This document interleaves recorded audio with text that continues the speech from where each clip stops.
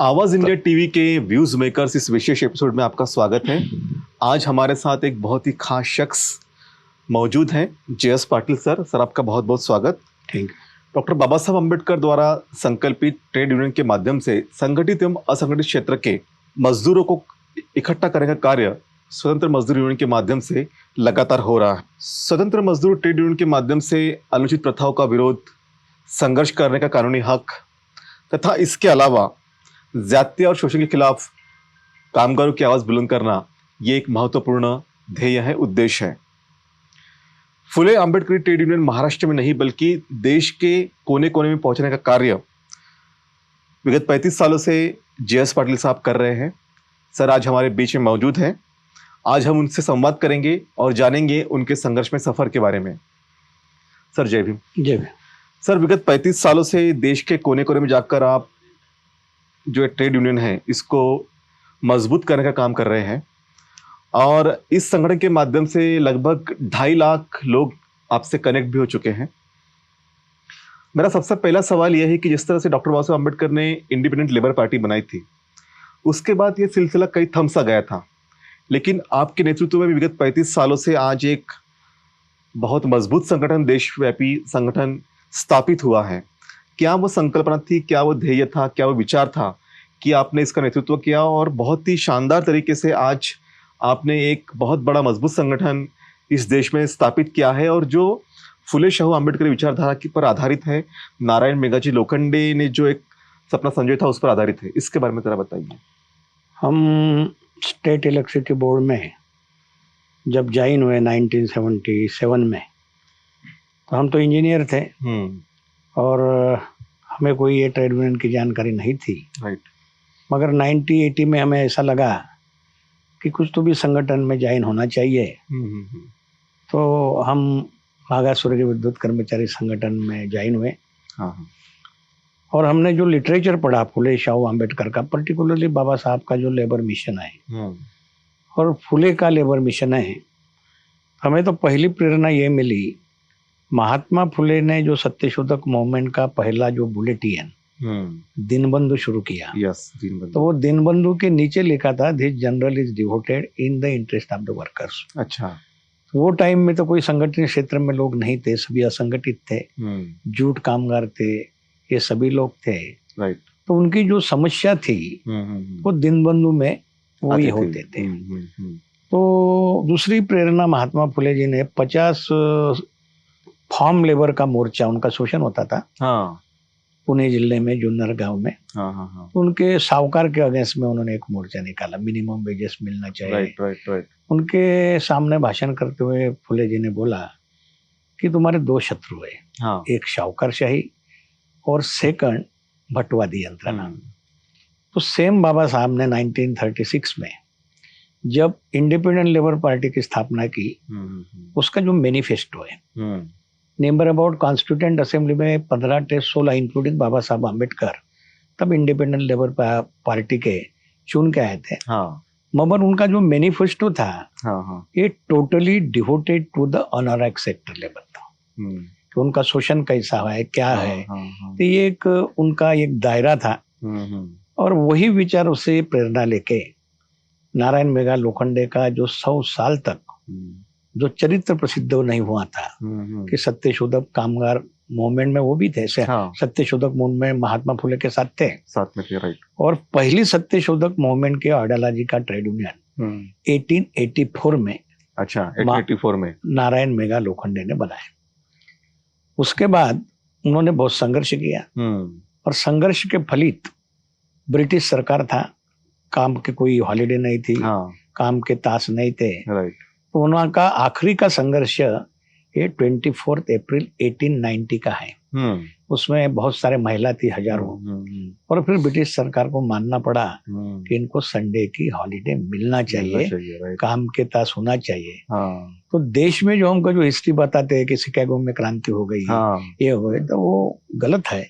Main Bharat के संदर्भ में जो वीकली ऑफ हो गया, वो नारायण मेघा लोखंडे का श्रेय और उनकी आइडियोलॉजी सत्यशोधक मूवमेंट की थी, जो महात्मा फुले ने शुरू। इसलिए बाबा साहब ने स्वयं 1937 में बम्बई में काम करने वाले जो स्वीपर लोग हैं, उनका स्वयं ट्रेड यूनियन बनाया। अच्छा, बाबा साहब ने बनाया था बाबा उस समय। साहब ने, उनका नाम है उसका मुंबई म्युनिसिपल कामगार संघ। राइट। बाबा साहब इतना बड़ा व्यक्तिमत्व होने के कारण बाबा साहब को सोसाइटी रजिस्ट्रेशन एक्ट 1806 भी मालूम था। हाँ, बहुत सारे वेलफेयर एसोसिएशन हमारे हैं। हाँ, और बाबा साहब को ट्रेड यूनियन एक्ट 1926 भी मालूम था। मगर बाबा साहब ने वो संगठन ट्रेड यूनियन एक्ट 1926 के अंतर्गत रजिस्टर, लोगों को उनको डायरेक्शन देना था। अच्छा। और बाबा साहब का बहुत ही महत्वपूर्ण वॉल्यूम में प्रसिद्ध हुआ भाषण 13 जुलाई 1941। हाँ, तो जनरल मीटिंग थी। बाबा साहब वो मीटिंग के being a president of the union, वो प्रेसिडेंट हुए थे। अच्छा, इतना बड़ा व्यक्तिमत्व होके स्वीपर के यूनियन स्वयं प्रेसिडेंट हो गए। अच्छा, ओके। और 1941 को 41 को हाँ, उन्होंने जो भाषण किया तो उन्होंने 3 बातें कही। हाँ, पहली बात की मुझे आज बड़ी खुशी है कि अपनी मेंबरशिप 1938 में 2000 थी और 40 में 1940 में अपनी मेंबरशिप 5000 हो गई। अरे वाह, अच्छा। जो आज हम जो संगठन स्थापन करते जैसे कि वैसे ही रखते तो बाबा साहब ने बोला कि आप गति दे रहे हैं। सेकंड, बाबा साहब ने बोला कि मैं 1920 रेफरेंस क्यों 1920 का दिया उन्होंने, 1919 का दिया। ये देश में पहला लेफ्टिस्ट के कंट्रोल में जो ट्रेड यूनियन है आईटक, वो निर्माण हुआ। तो बाबा साहब बोले मैं 1919 से मैं लेबर मूवमेंट की स्टडी कर रहा हूँ। अच्छा। हमारे लोगों ने बहुत स्ट्राइक किए, हमारे भी लोग गए, मगर उनकी डिमांड पूरी नहीं हुई। मगर अपने यूनियन ने एक ही स्ट्राइक किया, कुर्ला से चेंबूर तक पूरा शिपिंग बंद कर दिया। अच्छा। तो म्युनिसिपल कमिश्नर को मैं तब जाना नहीं पड़ा, म्युनिसिपल कमिश्नर हमारे तरफ आया। क्या बात है। अच्छा। तो सेकंड बाबा साहब मैसेज देते हैं कि ट्रेड यूनियन के तहत तुम इतनी शक्ति यदि बनाते तो तुम्हारी मांगे तुम्हारे भरोसे पर हो सकती। राइट। ये बाबा साहब का महत्वपूर्ण संदेश है। और बाबा साहब ने ये लेबर मिशन को जस्टिस देने के लिए, बाबा साहब जब वाइसराय लेबर काउंसिल में लेबर मिनिस्टर थे 1940 टू 1946 तक, बहुत सारे रिकमेंडेशन किए। मगर एक रिकमेंडेशन ऐसी थी, इंडियन लेबर ऑर्गेनाइजेशन और इंटरनेशनल लेबर ऑर्गेनाइजेशन। ओके। तो Indian labour organisation prime minister head करता है। ये देश में 93% असंगठित क्षेत्र में काम करने मजदूर हैं। अच्छा। वो पूरे बहुजन समाज के हैं। और 7% संगठित क्षेत्र में जो बाय वर्च्यू ऑफ कॉन्स्टिट्यूशन आए अपने और सब मिलके। तो असंगठित क्षेत्र में जो प्रश्न है उसकी चर्चा नेशनल लेवल पर होना चाहिए। अच्छा। जैसे नीति है, प्लानिंग कमीशन था, मगर वो लेबर यूनियन का रिप्रेजेंटेशन के माध्यम से होना चाहिए। करते बाबा साहब ने इंडियन लेबर ऑर्गेनाइजेशन का रिकमेंडेशन किया। और दूसरा रिकमेंडेशन इंटरनेशनल लेबर ऑर्गेनाइजेशन। तो अमेरिका में क्या चल रहा, कामगारों के कैसे हाल है, कैसे वेजेस है, और इंडिया में क्या है। तो वो आज बहुत दुख की बात है कि असंगठित क्षेत्र में हम होने के बावजूद भी आज 12 ट्रेड यूनियन जो ब्राह्मणिकल ट्रेड यूनियन है विचारों से चलती है, लेफ्टिस्ट है 2, आईटक सी 2। 1954 में भारतीय मजदूर संघ आरएसएस के 2 वर्ग ग्रुपों पर निर्माण हुआ। एचएमएस लोहिया के विचार पर हो गया। और गांधीवादी विचार वाले लोगों को लगा कि लेबर मूवमेंट में हम गांधी जी का विचार लेके Indian national trade union Congress ने ये प्रेरणा हमें मिली। और हमने एक मिशन करके काम शुरू किया। तो आपने जब मिशन करके काम शुरू किया, तो अब जब रेफरेंस बाबा साहब के आए तो उसी संदर्भ में एक सवाल था कि बाबा साहब उस वक्त स्पष्ट रूप से कहते थे कि ये जो कामगार वर्ग है, जो संगठित हो या असंगठित क्षेत्र हो, उनके 2 बड़े दुश्मन है, एक तो पूंजीपति और दूसरा ब्राह्मणवाद। और बीइंग ए यूनियन लीडर, आपने जब ये कारवां शुरू किया, आपकी क्या सोच रही है और कंपनी एक्ट के बारे में आपने क्या सोच रखते हैं? 1938 को 12-13 फरवरी को डिप्रेस गैंगमैन की परिषद थी। अच्छा। और बाबा साहब का स्पीच ये 13 फरवरी को हुआ था। बहुत लंबा स्पीच है। अच्छा। मगर कंक्लूडिंग में जो आपने बोला कि बाबा साहब ने कंक्लूडिंग में बोला मनमाड़ में कि there are 2 enemies of the backward class worker, one is brahminism and second is capitalism, जो महात्मा फुले ने वो टाइम में बोला था। राइट। अभी जो 1950 में जब कॉन्स्टिट्यूशन इम्प्लीमेंट हुई तो उसमें आर्टिकल 12 में बाबा साहब ने स्टेट की व्याख्या इनकॉर्पोरेट किया। राइट। ये स्टेट के डेफिनेशन में ये देश के केंद्र सरकार और राज्य सरकार के कंट्रोल में इंडस्ट्री रहना चाहिए। हाँ, yes. ये बाबा साहब ने आर्टिकल 12 में लिखा था। अच्छा। और आर्टिकल 16(4) में जो रिप्रेजेंटेशन मिल, हाँ, बैकवर्ड क्लास, बाबा साहब ने शेड्यूल कास्ट शेड्यूल ट्राइब का प्रयोग नहीं किया। नहीं, बाबा साहब ने आर्टिकल 16(4) ने बैकवर्ड क्लास सिटीजन किया। अच्छा, म्हणजे OBC, schedule tribe, schedule caste, they are the backward, socially and educationally backward. backward, yes. म्हणजे बाबासाहेब की संकल्पना इकोनॉमिकल बैकवर्ड नहीं थी, नहीं थी, सोशली एंड एजुकेशनल बैकवर्ड थी। हाँ, तो इसलिए बाबा साहब ने शेड्यूल कास्ट शेड्यूल ट्राइब का प्रयोग नहीं है, हम्म, वहां बैकवर्ड क्लास सिटीजन का प्रयोग है। right, तो ये प्रयोग, उसके बाद रिप्रेजेंटेशन हमको मिला आर्टिकल 12 में। उद्योग थे 66 के बाद आपको मालूम होगा कि पूरे उद्योगों का नेशनलाइजेशन हो गया, हाँ, कोल माइंस, सब बैंकिंग, जगह, हाँ, और फिर रिप्रेजेंटेशन मिलना शुरू हो गया। शुरू हुआ, हाँ, मगर अभी कंपनी एक्ट 1956 में निर्माण हो गया, हम्म, कॉन्स्टिट्यूशन इंप्लीमेंट के 6 साल बाद। तो कंपनी एक्ट ने क्या लिख दिया, it is a contradictory to the constitution, article 12।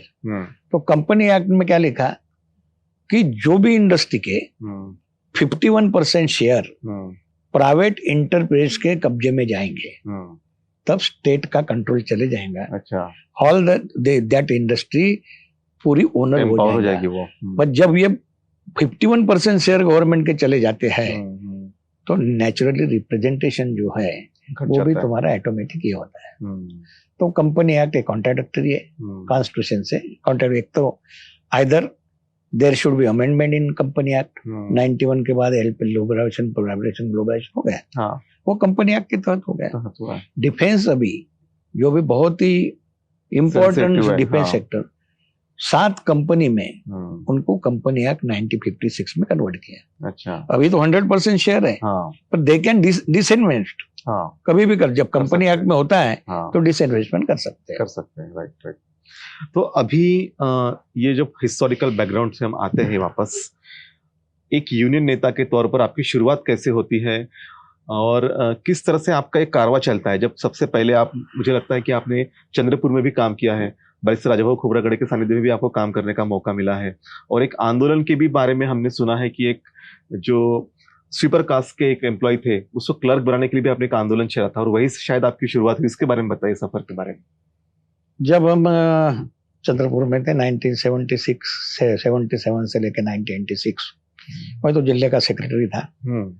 हमारे रंगारी साहब थे जो हमको, जिन्होंने आइडियोलॉजी पढ़ाई। हाँ, अच्छा, जो बैरिस्टर साहब के मुझे विचार चर्चा के लिए हमेशा जाते थे, उनको बुलाते भी थे। तो हमारी शुरुआत तो ये हो गई कि विद्युत सेक्टर में 1,20,00,000 एम्प्लॉय थे, 1,28,000, 55,000 क्लास 4 थे।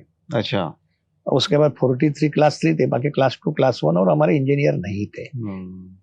तो हमने, जो आपने उल्लेख किया, एक चंद्रशेखर मलिक करके एक स्वीपर था, हाँ, तो डेली व्हाइट ड्रेस, सफेद ड्रेस पहन के आता था, और ऑफिस में आने के बाद वो ड्रेस निकाल के हाफ पैंट और पूरे ऑफिस के टॉयलेट है थे झाड़ू मारता था।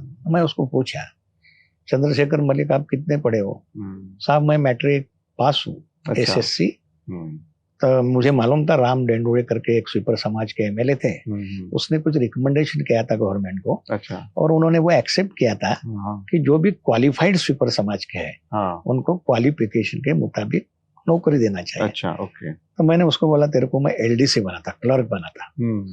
तो उसने मेरे को रिप्लाई दिया, सर मैं कम्युनिस्ट यूनियन का, अच्छा, मैं कट्टर हूँ, और कम्युनिस्ट यूनियन के जो बड़े पुडारी है, मेरे को दफ्तरी बना रहे, बोले मुझे उसके भी नीचे के, और मैं तेरे को क्लर्क बना रहा हूँ। तो वो सुनने को तैयार नहीं था। 1 साल गया, 2 साल गया, फिर आया। तो मलिक साहब अभी तुम्हारा सदस्य होता है। अच्छा। तो मैंने एक आंदोलन किया। आंदोलन किया तो उसको हंगर स्ट्राइक पर बैठा। हमको बोला है मैनेजमेंट ने, हम उसको एलडीसी बनाते, पर लिखित स्वरूप में नहीं था। और उसको आमरण उपोषण था, तो मैं नागपुर में आया और उसको एडमिट कर दिया, अटेम्प्ट ऑफ सुसाइड जो रहता ना। तो मेरे घर में जयेश पाटिल ने फंसाया करके 100 सिपार समाज के, सुदर्शन समाज के लोग हैं। अच्छा। वो कम्युनिस्ट यूनियन ने भड़का दिया। हाँ, तुम बोले इसको फंसा रहे, बोले ऐसा कर रहे, वैसा कर रहे। तो मैं बोला ठीक है।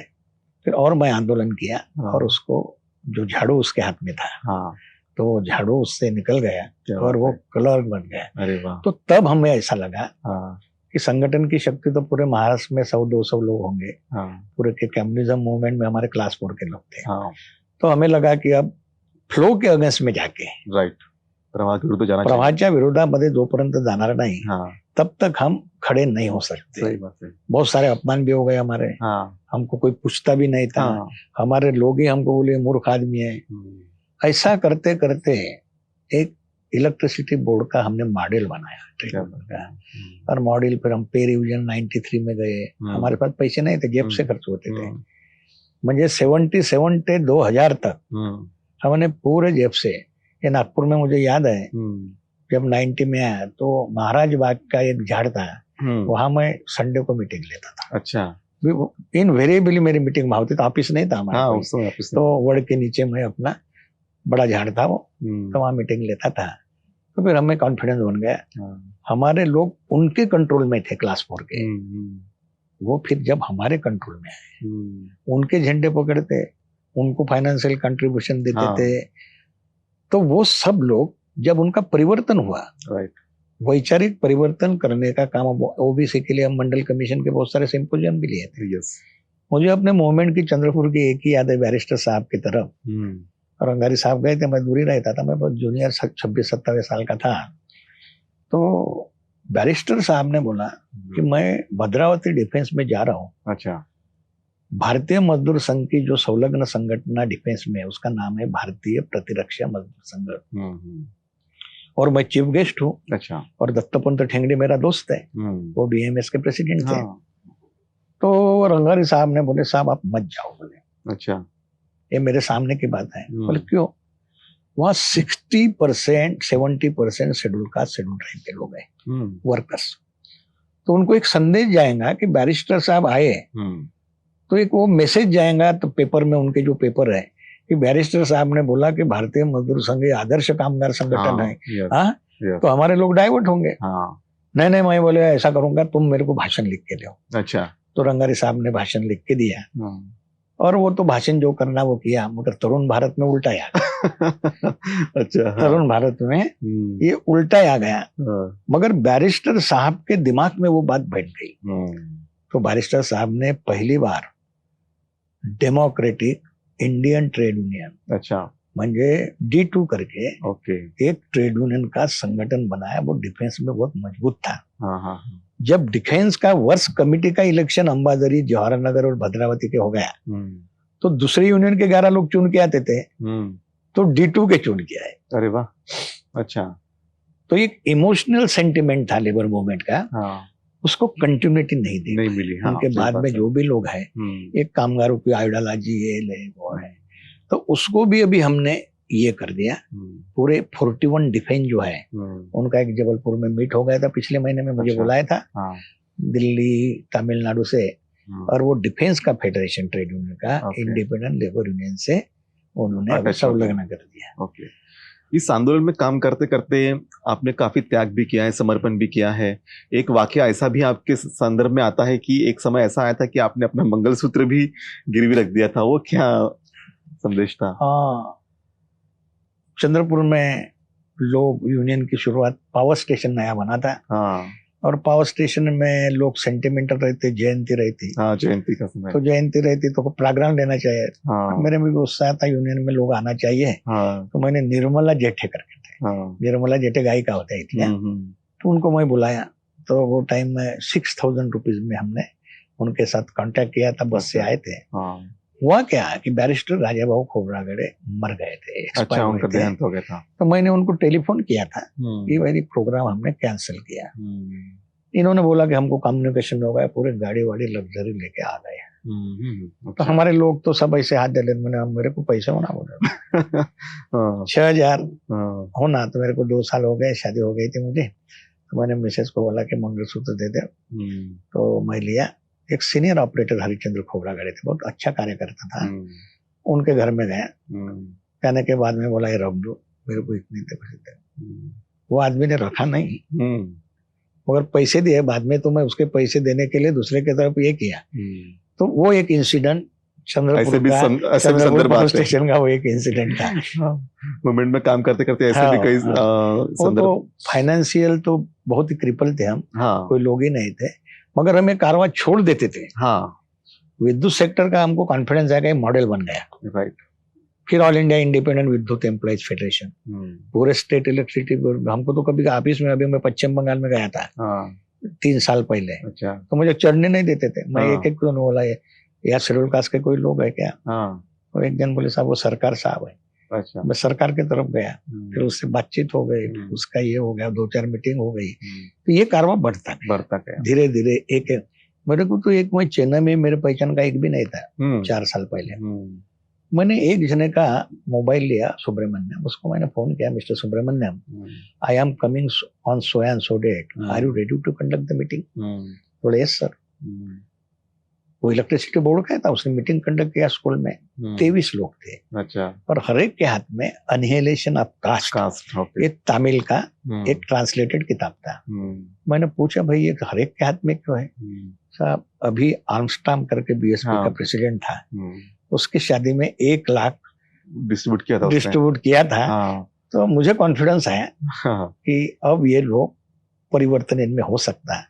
बैनर लगा था doctor Baba Saheb Ambedkar employees and engineer union, एक साइड में मास्क का फोटो था, एक साइड में बाबा साहब का था, और नीचे में अफिलेटेड टू आईटक वगैरह रहता। मैंने कुछ नहीं बोला, पर उन्होंने मुझे रिक्वेस्ट किया कि सर आप मदुराई में आओगे क्या 1 महीने के बाद? मैं बोला यस। मदुराई में जब गया तो 300 लोग स्टेट के थे। अच्छा। उन्होंने मेरे को कोई प्रश्न, तमिलनाडु में 69% रिजर्वेशन है, 9 शेड्यूल में डाल दिया 93 में, मगर तमिलनाडु में रिजर्वेशन इन प्रमोशन क्लास 3 के ऊपर नहीं है। अच्छा। वो बहुत बड़ा प्रॉब्लम है। तो उन्होंने मेरे को एक ही सवाल पूछा कि sir what are the objective of your union, all India independent Vidyut employ federation? तब मैंने उसको पढ़ के दिखाया। अच्छा। हमारे ऑब्जेक्टिव में है we propagate the ideology of Phule Shahu Ambedkar and Ramaswamy Periyar. Okay great. तभी भी मार्क्स का फोटो था, बाबा साहब का था, मैं कुछ नहीं बोला। फिर 300 लोग खड़े होके उन्होंने बोला सर हम अभी आपके साथ अफिलेट हो जाते हैं। तो तीसरी मीटिंग हमारी वेलोर में हो गई। तो वेलोर के मीटिंग में न बोलते हुए मास्क का फोटो गायब हो गया। अच्छा, ये बहुत बड़ा परिवर्तन और नीचे में आईटक था, तो वहां आईएलयू आ गया। क्या बात है। तो परिवर्तन लोगों को तुम्हारे प्रश्न छुड़ाते करके नहीं आता है। नहीं आता। हाँ। उसके बाद में तो अभी मैं लास्ट जून में जब त्रिची में गया था, इंडिपेंडेंट लेबर यूनियन का सम्मेलन था, जिसका लाइफ स्वामीनाथन करके दिल्ली डिफेंस में थे, now he settle at near Trichy. उन्होंने मेरे से कन्वर्सेशन किया, आई वांट टू जॉइन आईएलयू। तो मैंने बोला नहीं, मेरे से चर्चा करेंगे आपसे। वो जो national federation of trade union का जनरल सेक्रेटरी है, इंडिया का आईएलओ का मेंबर है। अच्छा। चर्चा किया, ही ज्वाइन आईएलयू, साउथ रीजन में घूमता है, 68-69 ईयर ओल्ड है, थोड़ा कर्नाटक से असंगठित क्षेत्र के। ऐसे लोग अभी जुड़ रहे साथ में। हो गए। तो ये जब शुरुआत हुई थी, आपने शायद 1999 में मागासवर्य वर्गीय विद्युत कर्मचारी संगठन की स्थापना की थी।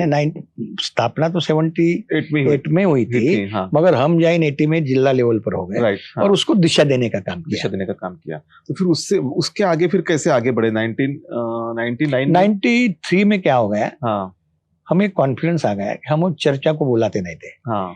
फिर हम इंडस्ट्रियल कोर्ट में केस डाल दिया। अच्छा। हम जीत गए। हाँ। विद्युत सेक्टर में कोई रजिस्टर्ड ट्रेड यूनियन है, हमारी भी थी, सब्सटेंशियल मेंबरशिप थी। हाँ। तो हमारे इंडस्ट्रियल कोड के ऑर्डर को एमएससीबी के मैनेजमेंट ने चैलेंज किया हाई कोर्ट में। अच्छा। नहीं बुलाते करके। हाँ। और दुर्दैवी की बात है कि एस्टेब्लिश ट्रेड यूनियन ने 5 थी, बीएमएस, आईटक की फेडरेशन, इंटक, इंजीनियर्स, इन्होंने मैनेजमेंट के साथ हमको विरोध किया। अच्छा। ये विचार नहीं आना चाहिए। हाँ। मगर हाई कोर्ट में हम जीत गए। क्या बात है। हाँ। फिर हम 93 के बाद बहुत तेजी से आगे निकले। जितने भी पे रिविजन हो गए, ये हम एक सिग्नेटरी है, करोड़ों का पीएफ ट्रस्टी है, सभी इसमें हम हैं।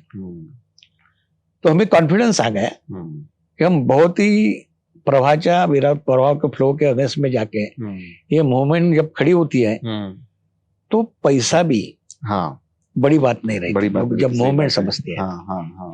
फिर ये जो स्वतंत्र विद्युत कर्मचारी फेडरेशन जो बना, उसको फिर किस तरह से आपने एक्टिवेट किया, किस तरह से पूरे महाराष्ट्र में उसको अपने लोग कनेक्ट होते गए उससे? ऑल इंडिया इंडिपेंडेंट स्वतंत्र एम्प्लॉयज फेडरेशन जो है उसका origin Maharashtra state electric right, board है। हाँ। फिर मैं दिल्ली गया, उड़ीसा गया, हाँ, आंध्रा गया, हाँ, और ट्रेड यूनियन का रूल ऐसा है कि जो इंडस्ट्री है वो इंडस्ट्री में पहले रजिस्टर करना पड़ता है। अच्छा, और बाद में उसका फेडरेशन बनता है। अच्छा, ओके। तो ये 4 स्टेट में हमने रजिस्टर्ड ट्रेड यूनियन किया। अच्छा, 4 स्टेट में करना होता है। हाँ, हाँ। और 4 स्टेट में करने के बाद फिर हमने all India independent Vidyut employ federation बनाया। हाँ। अभी वो नियर अबाउट 13 to 40 स्टेट में अच्छा, हमारी ट्रेड यूनियन काम करती है। ओके। तो विद्युत फेडरेशन का ये हो गया। रेलवे में हाँ, स्वतंत्र रेलवे बहुजन कर्मचारी यूनियन की स्थापना की। वो आज आउट ऑफ 17 जोन 11 जोन में काम कर रही है। वहाँ वेलफेयर एसोसिएशन थी। वेलफेयर एसोसिएशन को सीक्रेट बैलेट में वोटिंग करने का कोई अधिकार नहीं है। अच्छा, ट्रेड यूनियन में अब हम कम्पीट करेंगे। हाँ, तो हमारी एम्प्लॉयज कितनी है? 30% रिकॉग्निशन के लिए होना। तो हमारे एम्प्लॉयज 3.14 लाख है, 10.5 लाख में से। अच्छा, तो उसकी संख्या होती है 29.67। ओबीसी भी है। तो अभी तक की हमारी वेलफेयर एसोसिएशन क्या करते जा रही? कभी बोलते इंटक को मतदान करो कि गांधी, कभी बोलते कम्युनिस्ट को करो। बाबा साहब ने कोई स्पीच ने नहीं बोला कि सोशल मूवमेंट में मेरा जय जयकार करो, पॉलिटिकल में करो, धम्म के इसमें करो, और लेबर मूवमेंट में मैं जो व्यवस्था के खिलाफ संघर्ष किया उनके झंडे पकड़ो। पर आज वेलफेयर के नाम पर ड्यूअल थाट का लोग आज काम कर रहे हैं। ये बाबा साहब ने कभी नहीं बोला। कि बाबा साहब ने तो स्वयं ट्रेड यूनियन बनाए थे और स्वयं अध्यक्ष बन गए। राइट। तो ये तो सब आपने ट्रेड यूनियन के माध्यम से काफी काम किया, काफी संघर्ष भी किया, काफी आंदोलन किए, ILU भी स्थापित हुआ। लेकिन इसके अलावा ट्रेड यूनियन का काम केवल इतना ही नहीं है कि कर्मचारियों के इश्यूज को सॉल्व करो या ये करो, उसके अलावा सामाजिक दायित्व भी आप निभाते हैं। तो मुझे याद है कि जब रिजर्वेशन प्रमोशन का विषय आया था और मंडल आयोग का भी इश्यू आया था, तब आपने बिल्कुल लीडर सामने आते हुए इस आंदोलन का नेतृत्व किया था। तो इसके बारे में जरा बताइए।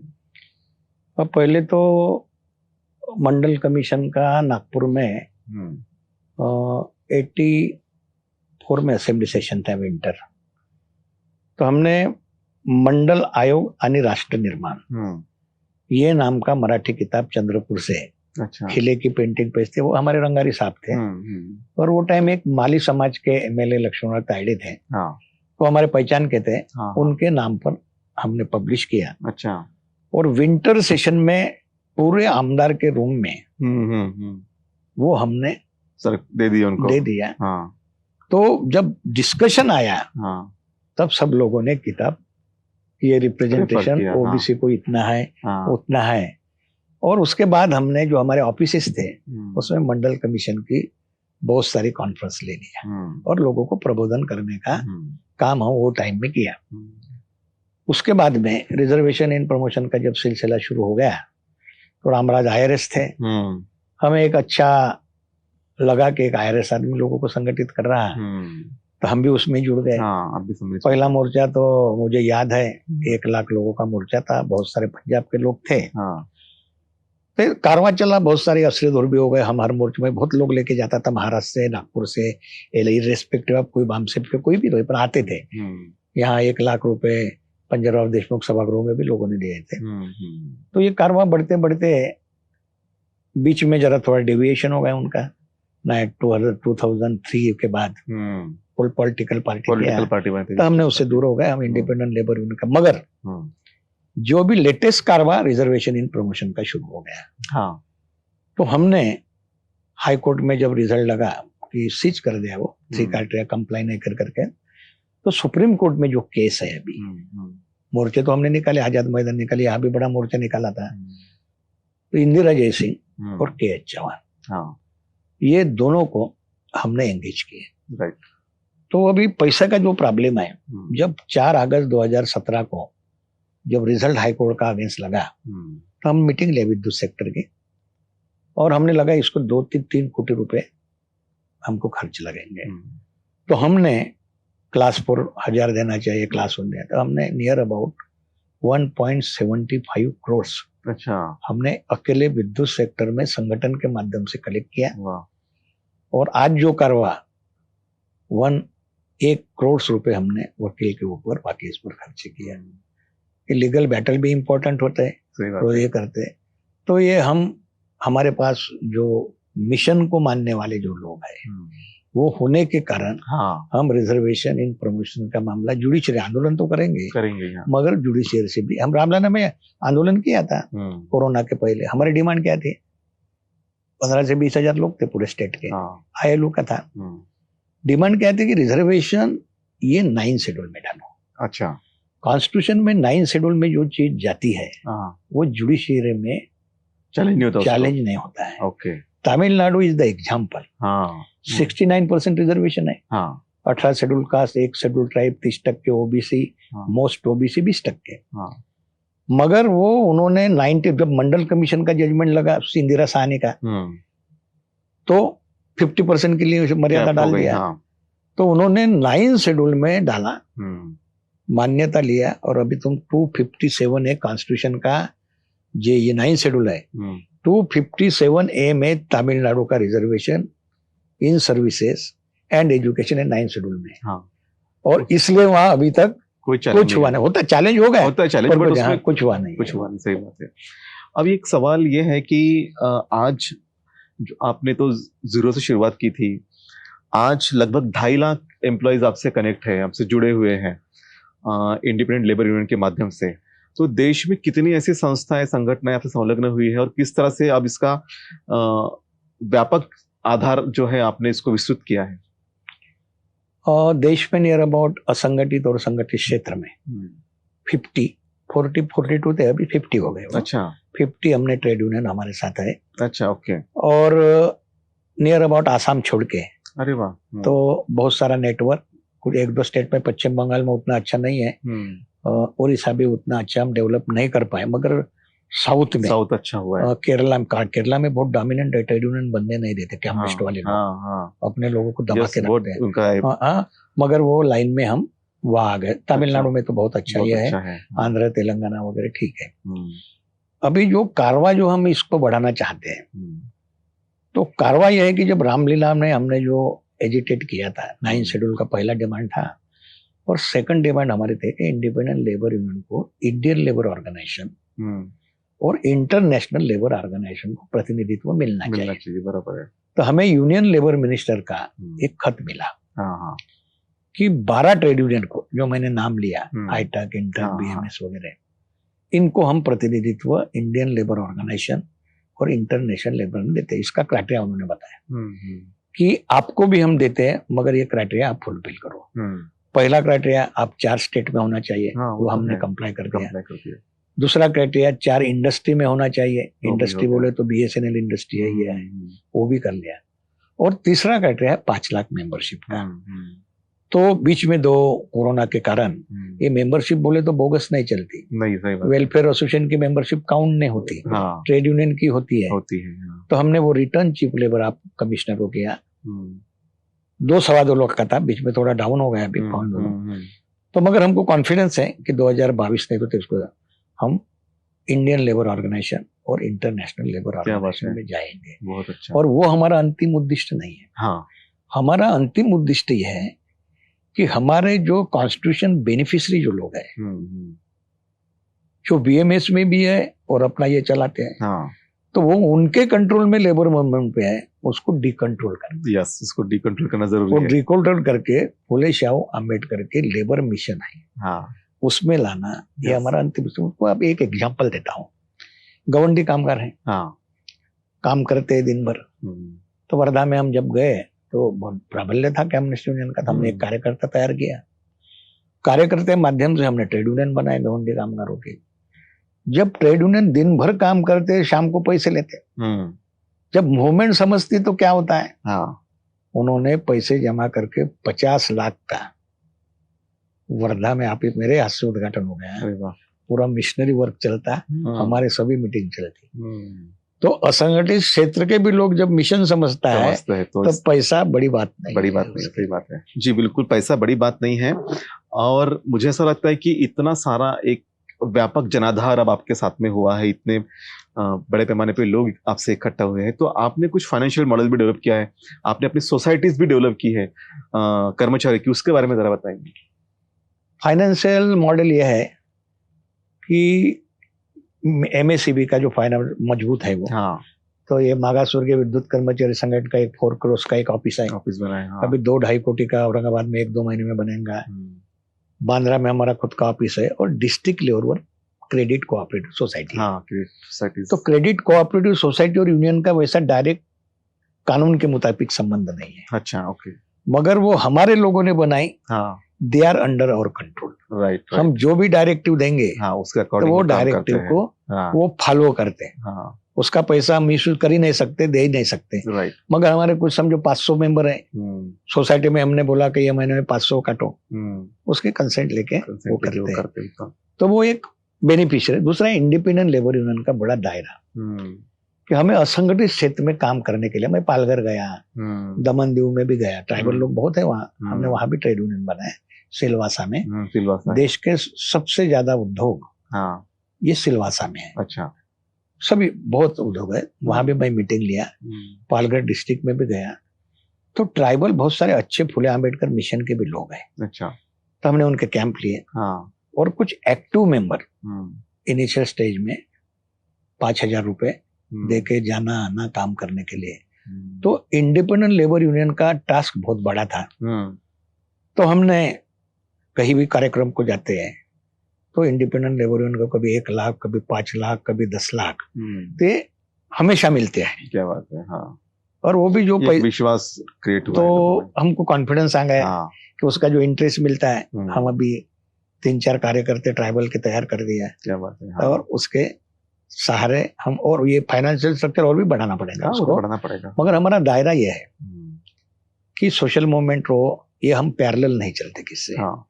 हमें अपना मिशन लेके चलते हैं। इसका दायरा जो है कि टोटल पॉपुलेशन से 42% यह संगठित क्षेत्र में बहुजन समाज के लोग काम, लेबर काम करते हैं। 42% और 42%, और 42% बोले तो बहुत है, बहुत बड़ा। और वो 42% अभी एक आधी झोली लेके आदमी जाता है, राइटिस्ट विचारधारा का, उनमें जाता है, सेठ में जाता है, वो उसको नजदीक करता है, तहसील में मोर्चा निकालता है, तो वो बोलता है देशपांडे चांगला है, उसकी संगठन अच्छा है। और वो धीरे धीरे धीरे धीरे उसका ये होता है। तो इसलिए सेठ मजूर का भी हमने आंगनवाड़ी 27 लाख है, they are not getting the salary, honorarium मिलता है, काफी इशू है उनका, और वो उनके कंट्रोल में है। उनके कंट्रोल में अभी हमने भी बनाया, हमको तकलीफ हो रही है। हमारी लेडीज, हम जाते हैं, हमारा एक कार्यकर्ता है पोस्ट में, उसके मिसेस आंगनवाड़ी सेविका है, तो उन्होंने बोला मिसेस को, पटेल साहब की सभा है आंगनवाड़ी के, अपन जाएंगे। वो मेरे को मत सिखाओ, बोले मैं क्या की पक्का। तो बायको नवऱ्याले ऐकत नाही, ट्रेड यूनियनच्या ह्याच्यामध्ये। तो ये बहुत ही बड़ा टास्क है, ये इजी टास्क नहीं है, इजी टास्क नहीं है, लेकिन आपने बहुत मुश्किलों से इस कार्य को यहाँ तक लाया है। और जहां तक मैं जानता हूँ कि संगठन के आपके जितने भी सदस्य हैं, उनको आप नैतिकता, सदाचारण और पे बैक टू सोसाइटी का भी पाठ पढ़ाते हैं। तो इसके बारे में आपने ये जरूरी क्यों समझा कि इनके नैतिकता इनमें आनी चाहिए, सदाचरण इनमें आना चाहिए? अपन तो मेन पहले तो हम धम्म का आचरण करते हैं, कंपल्सन नहीं करते लोगों को। पर मैं अभी देखा, मैं अभी परसों विशाखापट्टनम था। अच्छा। विशाखापट्टनम हमारी एक बड़ी मीटिंग थी। तो लोगों ने कभी हम नहीं करेंगे इधर, वंदना शुरू कर दिया। अच्छा। They are not converted. मगर बुद्ध की जो आचरण है, नीतिमत्ता ये है, तो वो स्वीकार करना शुरू कर दिया है। ये भी एक और वही ढंग से हमने, जब तक नीति कार्यकर्ता का ये नहीं होता, कार्यकर्ता 2 प्रकार के होते हैं, एक कार्यकर्ता फैशनेबल होता है, एक कार्यकर्ता डिवोटेड होता है। तो डिवोटेड कार्यकर्ता डेली जाता है बेचारा, फैशनेबल के तरफ मीटिंग अर्जेंट है, वो बोलता नहीं मेरे काम है, तू अपन शाम को, मगर बातें लंबी करता है। तो एक दिन क्या हो गया कि आज बहुत अर्जेंट मीटिंग है, बोले मैं तेरे घर में आता, तू चल, बोले तो गया। वो मिसेस को वहां से आवाज देता की अगं पाणी गरम झालं का, मी आंघोळ करायचो, तर बायको तिथूनच म्हणते आंघोळ तर सकाळीच केली म्हणते. तो ऐसे फैशनेबल कार्यकर्ता के आधार पर मूवमेंट चली जाती नहीं है, तो उसको स्क्रीनिंग करना पड़ता है, उसको नीतिमत्ता सिखाना पड़ेगा तभी ये होता है. सही बात है, नीतिमत्ता की बहुत जरूरत है. अब एक अंतिम सवाल की तरफ हम आते हैं कि जिस तरह से आपने ट्रेड यूनियन का एक लंबा संघर्ष किया है और काफी लोगों को न्याय भी दिलाया है. बीइंग मिनिस्टर, बाबा साहब आम्बेडकर जब 1942 से 46 के बीच मिनिस्टर थे तो लेबर के लिए काफी ऐसे उन्होंने कार्य किए हैं. तो उसके बारे में जरा बताइए, और आप क्या सोचते हैं कि लेबर के लिए और क्या सहूलियतें होनी चाहिए, क्या उनके लिए अच्छी बातें होनी चाहिए कि वो भी एक मेन स्ट्रीम का हिस्सा बने और हमारा एक आदर्श नागरिक बने. इसके बारे में आप क्या सोच रखते हैं? बाबा साहब ने नियर अबाउट 390 रिकमेंडेशन किया था. अच्छा, 390. और वाइसराव लेबर काउंसिल के पहले बाबा साहब जब 1938 में कॉन्स्टिट्यूएंट असेंबली में थे, और अभी जो प्रोविजन इंडस्ट्रियल डिस्प्यूट एक्ट 1947 में आया कि नोटिस दिया तो मैनेजमेंट को बुलाना पड़ता है, गवर्नमेंट का लेबर कमिश्नर रहता है, चर्चा करना पड़ता है. सही बात है. तो बाबा साहब अकेले कॉन्स्टिट्यूएंट असेंबली में, गिर्री मालक के प्रतिनिधि एक बाजू में, और बाबा साहब ने संघर्ष किया, और वो रिकमेंडेशन के आधार पर 1947 को इंडस्ट्रियल डिस्प्यूट एक्ट निर्माण हुआ. राइट. बहुत सारे इंश्योरेंस के हो गए, इंडियन लेबर ऑर्गेनाइजेशन की निर्मित, उनके रिकमेंडेशन थे. और रिकमेंडेशन के बाद कानून बहुत सारे निर्माण हो गए. तो है. मगर हम कानून की चर्चा करते हैं, मगर बाबा साहब की लेबर मूवमेंट की चर्चा नहीं करते. बाबा साहब ने ये किया, व्हाट्सएप पर वो बताते, सब बताते, मगर वो नहीं, उसमें शामिल नहीं होते. तो मगर हमको तो अब कॉन्फिडेंस आ गया कि हम इसमें यशस्वी हो सकते करके. जाति का सवाल लेबर यूनियन में कितना ज्यादा हावी होता है, क्योंकि एक समय मैंने आपका एक किताब में पढ़ा था कि बीइंग अ पाटिल आपको किसी ने समझ चाहता कि आप ओबीसी है या फिर मराठा है, तो फिर बाद में उन्हें पता चला तो फिर वो आपसे अलग से बिहेव करने लगे. तो लेबर यूनियन में इस तरह का किस तरह का ये संघर्ष होता है? लेबर मूवमेंट में जनरली फुले शाह अम्बेडकर के विचारों को लेके जो चलते हैं, उनको हमेशा बोलते हैं लोग ये बुद्ध की संगठन है, ये शेड्यूल कास्ट की संगठन है. तो बाबा साहब ने जब 1938 का भाषण शुरू किया था, डिप्रेस रेलवे के हमने था, तो बाबा साहब ने शुरुआत यहाँ से की कि जब मैं ये कॉन्फ्रेंस को आ रहा था तो मेरे ऊपर कम्युनिस्ट ने टीका किया कि बाबा साहब जात के नाम पर वर्कर्स को डिवाइड कर रहे हैं. अच्छा, डिवाइड कर रहे हैं. ये बाबा साहब ने ओरिजिनल भाषण में उनके, तो बाबा साहब ने उनको समर्पक उत्तर भी दिया था कि जब ब्राह्मणिज्म तुम्हारा एनिमी है, और मैं कैपिटलिज्म के खिलाफ जोर जोर भाषण करने वाले लोग देखे, पर ब्राह्मणिज्म के खिलाफ बोलने वाले कोई नहीं देखे. एक लंबा क्लैरिफिकेशन बाबा साहब दिया. तो इसके बाद महाराष्ट्र में बोलो, बाकी स्टेट में तो पाटिल बोले तो ये होता, कोई तो भी ये मराठा है, ये है, ऐसे बहुत सारे उदाहरण पहले तो नौकरी में आए. तो अभी धीरे धीरे लोगों में ये भावना बढ़ रही. असंगठित क्षेत्र में पर्टिकुलरली कोई कास्ट का ही आता नहीं. अच्छा, उसमें तो कोई इश्यू नहीं आता, कास्ट का इश्यू नहीं आता. वो फार्म लेबर रहता, कोई मोर्चा निकालता तो वो आता है. तो उतना असंगठित क्षेत्र में नहीं आता. संगठित क्षेत्र में आने का कारण यह है कि बाबा साहब का लेबर मिशन जो ढंग से, जो कॉन्स्टिट्यूशन के बेनिफिशियरी है, लेबर मिशन का कारवा जो ढंग से बना ये करना था, वो नहीं चला है. कॉन्ट्राडिक्टरी बाबा साहब ने जो व्यवस्था के खिलाफ संघर्ष किया, वो व्यवस्था को मानने वाले कामगार संगठन के साथ रहे. इसलिए अभी बहुत बड़ी मेहनत करना पड़ता है. यस. तो हमारे विचारों की, विशिष्ट समतावादी विचारों की लेबर यूनियन को डेवलप करने में काफी मेहनत करनी होती है, काफी संघर्ष करना होता है, काफी ऑब्स्टेकल्स भी आते हैं, लेकिन इन सारे बीच आज देश में एक बहुत बड़ा यूनियन स्थापित हो चुका है. और जीएस पाटिल साहब और कई ऐसे उनके साथी हैं जिनके मार्गदर्शन में आज लगभग 2.5 लाख से भी अधिक मेंबर उनके साथ कनेक्ट है, और बहुत अच्छा एक नेटवर्क आज एक कॉन्फिडेंस के साथ में आगे जा रहा है, और वो कॉम्पीट कर रहा है बाकी के जो यूनियंस हैं उनको. तो सर, आपने जो संघर्ष किया, जो मेहनत की, और जिस तरह से एक मकाम आज हासिल किया है, जिस तरह से आपने हजारों लाखों कामगारों को न्याय दिलाया है, उसके लिए आपका बहुत साधुवाद करते हैं. और आपसे आज एक अंतिम टिप्पणी चाहते हैं इस सारे संदर्भ के बारे में. आज आपके आवाज टीवी के माध्यम से जो बाबा साहब के लेबर मूवमेंट की बातें, वो मेरी आपने जो मुलाकात लेके लोगों तक स्प्रेड अप करने का आप जो प्रयत्न कर रहे हैं तो वो सराहनीय है। और मुझे लगता है कि मीडिया एक बहुत बड़ा एक प्रबोधन का ये भी होता है, तो लोगों में निश्चित रूप से कुछ रूप से परिवर्तन होगा।